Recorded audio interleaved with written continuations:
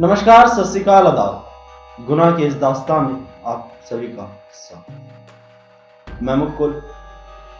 आज बताऊंगा आपको एक ऐसे गुनाह के बारे में, एक ऐसी क्राइम के बारे में जिसे सुनने के बाद शायद आप भी अपने करीबियों पर विश्वास करें।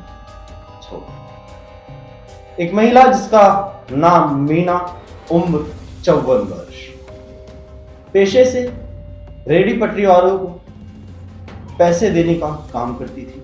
पैसे देना वही ब्याज पे पैसे देना, इस तरीके से कहीं ना कहीं पैसे देकर मुनाफा कमाना। ये मुनाफा उसे इतना भारी पड़ा कि उसे उसके ही जानकार ने, उसके ही करीबी ने मौत के घाट उतारा। इस पूरे एपिसोड में आपको इस कहानी से रूबरू करवाऊंगा और पूरी उन बातों को आपको बताऊंगा जो जानना, जो सुनना आपके लिए बहुत ही अहम बन जाता है। दिल्ली पुलिस पर कई सवालिया निशान इस घटना में खड़े होते हैं। उन सवालिया निशानों पर भी बात करेंगे। तो आइए आपको सबसे पहले बताता हूं मीना के बारे में। मीना अवंतिका एन्क्लेव की रहने वाली 54 वर्ष उम्र, पेशे से फाइनेंसर का काम। फाइनेंसर रेडी पटरी वालों को छोटे छोटे पैसे देकर, छोटे छोटे लोन देकर किसी तरीके से मुनाफे कमाने का काम करते हैं। एक दिन 2 जनवरी 2023 को अपने घर से करीब 11 साढ़े 11 बजे के करीब में निकलती है। निकलने के बाद अपने घर वापस नहीं आती। घर पर बच्चे, 2 लड़के 1 लड़की, बच्चे भी बड़े हो चुके हैं क्योंकि उम्र 54 वर्ष है।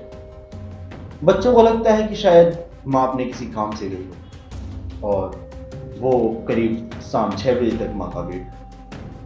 जब माँ का इंतजार करने के बाद माँ शाम 6 बजे तक घर नहीं लौटी तो उन्हें चिंता सताने लगी। माँ ने घर से निकलते समय बच्चों को यह बताया था कि वो अपने पैसे वापस लेने के लिए मोबिन के पास गई। मोबिन मांगेराम पार्क के पास कहीं रहा करता था और मीना उसके घर पर अपने पैसे लेने गई। मोबिन ने ही उसे ये कहकर बुलाया था कि वो उसके पैसे लौटा दे। बच्चे शाम 6 बजे माँ का फोन ट्राई करते हैं। लगातार फोन ट्राई करने के बाद जब फोन स्विच ऑफ आने लगता है तो बच्चे घबरा जाते हैं। तो परिवार वाले पुलिस स्टेशन पहुंच जाते हैं। पुलिस स्टेशन जाने के बाद वो मीना की गुमशुदगी की शिकायत पुलिस को दर्ज करवाना चाहते हैं, लेकिन प्रशासन द्वारा उन्हें यह कहकर वापस लौटा दिया जाता है कि मीना शायद आसपास या किसी रिश्तेदार के घर रुक गई और सुबह वापस आ जाए। पूरी रात बीत जाती है। परिवार वाले घर आकर मीना का इंतजार करने में जुट जाते हैं और मीना का इंतजार करते रहते हैं। अगले दिन सुबह यानी कि 3 जनवरी 2023 को परिवार वाले एक बार फिर से पुलिस स्टेशन पहुंचते हैं और मीना की गुमशुदगी की रिपोर्ट लिखवाने की कोशिश करते हैं, लेकिन प्रशासन द्वारा दोबारा से उनकी रिपोर्ट नहीं लिखी जाती। इस कड़ी में कहीं ना कहीं प्रशासन की लापरवाही नजर आती हुई दिखती है। अब धीरे धीरे कर समय बीतता जाता है, तारीखें बदलती रहती हैं और 7 जनवरी 2023 कहते हैं ना, अगर आपकी अप्रोच ज्यादा ना हो तो आपके काम भी प्रशासन में बहुत धीमे हो। तो वहीं कहीं ना कहीं मीना के परिवार वालों को शायद पहुंच उस समय तक वहां नहीं पहुंच पाई थी जहां से उसकी गुमशुदगी की रिपोर्ट लिखी जा सके। 7 तारीख को इसी प्रकार FIR दर्ज की जाती है। परिवार के लगातार प्रयास करने के बाद 7 जनवरी 2023 को मीना की गुमशुदगी की रिपोर्ट मंगोलपुरी थाने में दर्ज की जाती है। जिसके बाद पुलिस मीना की तलाश में लगातार जुट जाती है। मीना की तलाश के दौरान पुलिस सबसे पहले मीना की फोन कॉल की हिस्ट्री को निकालती, जिसमें मीना की लास्ट जिन 2 कॉल से बात हुई, लास्ट जिन 2 नंबरों से बात हुई, उनकी छानबीन करने के बाद पता चलता है एक नंबर मोबिन खान का है, जिसके घर मीना अपने पैसे वापस लेने के लिए गई, जो इस पूरी घटना में कहीं ना कहीं मुख्य आरोपी बना हुआ है। मोबिन खान से जब इस बारे में पूछताछ की जाती है तो मोबिन खान उन्हें कुछ नहीं बताता, लेकिन वहीं जब पुलिस मोबिन खान से सख्ती से पूछताछ करती है तो मोबिन खान पुलिस को एक ऐसा सच बताता है जिसे सुनने के बाद आप भी हैरान रह जाएंगे। मोबिन खान पुलिस को बताता है कि मीना उसके घर आई थी। मोबिन ने अपने 2 साथियों के साथ मिलकर, जिनका नाम रेहान और नवीन मोबिन द्वारा पता चलता है कि उन दोनों के साथ मिलकर मीना की अपने घर में तकिया से मुंह दबाकर हत्या कर दी गई थी। हत्या करने के बाद उसी रात यानी कि 2 जनवरी 2023 आधी रात में करीब 2 बजे मीना की लाश को मोबिन खान और उसके 2 साथी मोबिन खान के ही ऑटो में, क्योंकि मोबिन खान पेशे से ऑटो ड्राइवर था और ऑटो चलाता था, उसके ही ऑटो में नांगलोई में स्थित एक कब्रिस्तान में लेके जाया जाता है। और उस कब्रिस्तान के केयरटेकर को पहले ही इस पूरी घटना की जानकारी थी। कहीं ना कहीं केयरटेकर इस पूरी घटना में सम्मिलित था। केयरटेकर से पुलिस की बातचीत में केयरटेकर ने पुलिस को बताया कि इन तीनों आरोपियों ने केयरटेकर को मात्र 5,000 रुपए देकर इस गुनाह में शामिल किया था।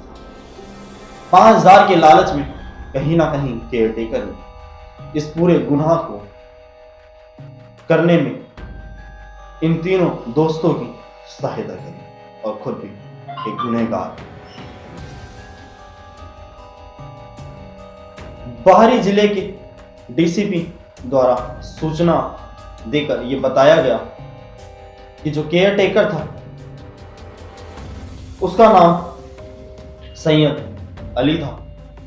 सैयद अली बीते काफी समय से उस कब्रिस्तान में केयरटेकर का काम कर रहा था।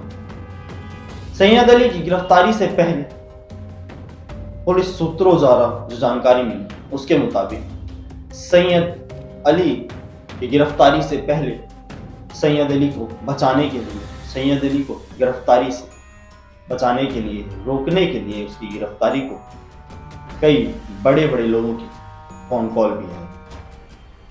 अब सवालिया निशान यहां पर ये खड़े होते हैं कि दिल्ली पुलिस जो अपने आप में ये दावा करती है कि वो कहीं ना कहीं 24 घंटे 7 दिन चौकन्नी रहती है, उसी दिल्ली पुलिस की नाक के नीचे से दिल्ली के एक कोने से, दिल्ली के मध्य में ऑटो में डालकर एक लाश को ले जाया जाता है। आधी रात का समय उस लाश को कब्रिस्तान में दफना दिया जाता है, लेकिन पुलिस को इस पूरी वाकया की कोई जानकारी नहीं है। सवाल सिर्फ दिल्ली पुलिस पर ही नहीं, बल्कि सवाल देश की तमाम पुलिस पर भी खड़े होते हैं। इस तरीके की जो घटनाएं हैं वो आए दिन सामने आती रहती हैं। चलिए वापस आते हैं कहानी की ओर। सैयद अली जो केयरटेकर था उसके द्वारा और बाकी 3 आरोपियों द्वारा मीना की लाश को दफना दिया जाता है। पुलिस द्वारा जब सख्ती से पूछताछ होती है तो चारों मीना की लाश कहां दफनाई है ये पुलिस को जानकारी दी। 10 तारीख यानी 10 जनवरी 2023 को शाम करीब 4 से 5 के बीच में दिल्ली पुलिस उस कब्रिस्तान पहुंचती है, उस जगह पहुंचती है जहां पर मीना की लाश को दफनाया जाता है। दिल्ली पुलिस मीना की लाश को उसकी कब्र से खोदकर वापस निकालती है। मीना जो धर्म से हिंदू थी, उसकी लाश को एक कब्रिस्तान में इस तरीके से दफना दिया जाता है। पहले उसके ही जानकारों द्वारा उसकी हत्या की जाती है, फिर उसकी लाश को कब्रिस्तान में दफना दिया जाता है और उसके बाद भी मोबिन खान लगातार परिवार के साथ मिलकर मीना को ढूंढने में लगा है। पुलिस द्वारा मिली जानकारी के मुताबिक मीना की लाश को कब्र से निकाला जाता है, जिसके बाद शिनाख्त के लिए मीना के घर वालों को यानी कि मीना के दोनों लड़कों को, मीना की लड़की को और पति को कब्रिस्तान बुलाया जाता है। परिवार कब्रिस्तान पहुंचता है और मीना की शिनाख्त करता है, जिसके बाद ये साबित हो जाता है कि ये जो लाश है जो उस कब्रिस्तान से मिलती है वो मीना की है। लाश के हाथ पैर बंधे हुए थे और उसी हालत में उस लाश को उस कब्रिस्तान में दफना दिया गया। 11 जनवरी 2023 को संजय गांधी अस्पताल में पोस्टमार्टम के बाद मीना की लाश को परिवार को सौंप दिया जाता है। परिवार जो बीते 2 जनवरी 2023 मीना को ढूंढने में लगा हुआ था, 10 तारीख को मीना की लाश को देखने के बाद परिवार की हालत खराब हो चुकी थी। परिवार में 2 बेटे, 1 बेटी और 1 पति जो लगातार 10 जनवरी से रोना शुरू कर चुके थे। खैर, परिवार कहीं ना कहीं 2 जनवरी 2023 जिस दिन मीना गायब हुई थी, उस दिन से ही मीना को लेकर चिंतित था, लेकिन कहीं ना कहीं इस आस में था कि मीना जहां कहीं भी होगी सुरक्षित। लेकिन परिवार को क्या पता था कि मीना का खास ही मीना की हत्या कर दी। परिवार मीना की लाश को लेकर शमशान घाट पहुंचता है और वहां पर मीना का अंतिम संस्कार कर दिया जाता है। परिवार में मीडिया द्वारा बात करी गई परिवार से, जिसके बाद परिवार लगातार दिल्ली पुलिस और दिल्ली पुलिस की कार्यशैली पर सवाल खड़े करने में जुट चुका था। खैर, सवाल भी सही थे। 2 जनवरी 2023 को मीना गायब हुई थी, लेकिन उसके गायब होने की जो रिपोर्ट थी, जो FIR थी, वो 7 जनवरी 2023 को दर्ज की गई। 2 जनवरी और 7 जनवरी के बीच में जो ये गैप था, इस बीच दिल्ली पुलिस क्या करती? दिल्ली पुलिस ने इस बीच FIR दर्ज की नहीं। मोबिन खान जो मीना का खास था, परिवार के साथ मीना को ढूंढने में लगा हुआ है, जबकि मोबिन खान ने ही मीना की हत्या की थी। हत्या करने के बाद मीना को नांगलोई में स्थित कब्रिस्तान में उसकी लाश को दफना भी दिया, लेकिन फिर भी परिवार के साथ अपने गुनाह को छुपाने के लिए परिवार के साथ मिलकर मीना ढूंढने में लगा। शुरुआती जांच में जिस तरीके से पुलिस ने यह पता लगा लिया था कि जो मीना की आखिरी कॉल पर बात हुई वो मोबिन खान से हुई, और कहीं ना कहीं मोबिन खान के ऊपर पुलिस का शक भी लगातार बढ़ा। हिंदू महिला, उसकी लाश को कब्रिस्तान में दफना देना, रात को 2 बजे एक लाश को एक ऑटो में डालकर एक स्थान से दूसरे स्थान लेके जाना, वहां पर उसकी लाश को दफनाना, इस बीच कितने चेक पोस्ट पड़े होंगे, इस बीच कितनी पीसीआर, इस बीच कितनी चेकिंग जो दिल्ली पुलिस द्वारा लगातार की जाती है पड़ी होगी। लेकिन क्या कहीं भी दिल्ली पुलिस ने उन्हें रोकने की कोशिश नहीं की? क्या कहीं भी दिल्ली पुलिस की नजर में ये लोग नहीं आए? दिल्ली पुलिस जो लगातार ये कहती है कि वो 24 घंटे अपने काम में जुटी रहती है और दिल्ली की जनता की सुरक्षा देखती रहती है, दिल्ली पुलिस की कार्यशैली पर ये घटना, ये क्राइम सवाल खड़े कर देता है। कमेंट बॉक्स में इस पूरी घटना के बारे में, इस पूरे क्राइम के बारे में आपकी क्या राय है हमें जरूर बताइएगा।